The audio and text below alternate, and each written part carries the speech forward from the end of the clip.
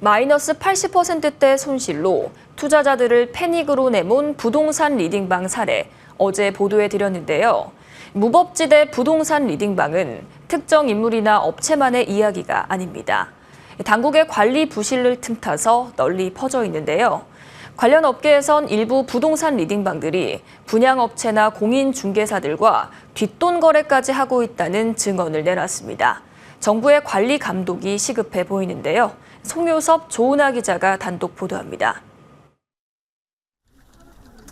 부동산 리딩방은 부자가 되고 싶은 사람들의 마음을 자연스럽게 파고들어 유튜브와 SNS를 타고 보다 교묘하고 빠르게 퍼져나가고 있습니다.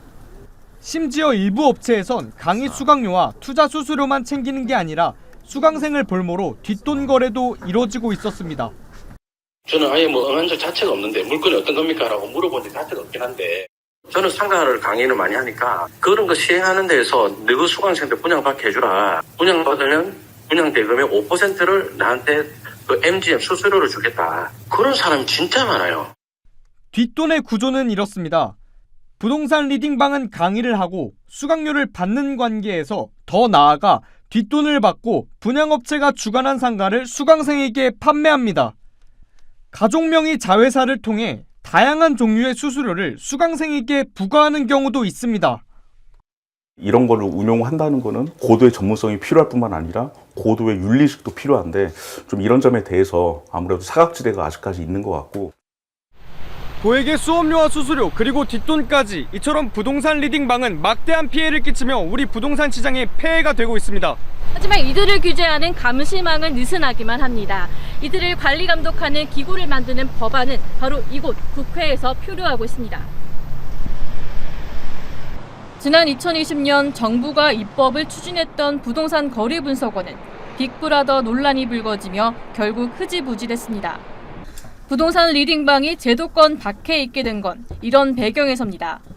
투자 실패를 고백한 A씨가 대표로 있는 비인베스트만 하더라도 유사 투자 전문사의 역할을 하지만 금융감독원에선 B업체의 이름을 찾아볼 수 없습니다.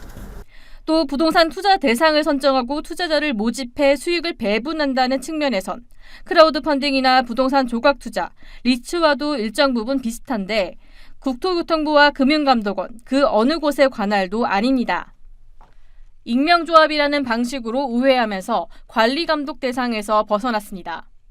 사적인 익명조합이라고 하더라도 이거는 그런 일종의 그 금융 자금을 모으고 뭐 이걸 활용하는 이런 금융 행위들이기 때문에 완전히 사적이라고 보기엔 좀 어렵거든요.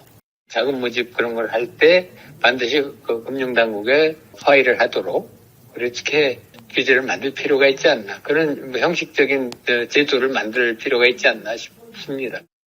제도권 밖에서 투자자들을 농락하고 있는 부동산 리딩방. 더 큰 피해를 막기 위해서라도 제도적 보완이 시급해 보입니다.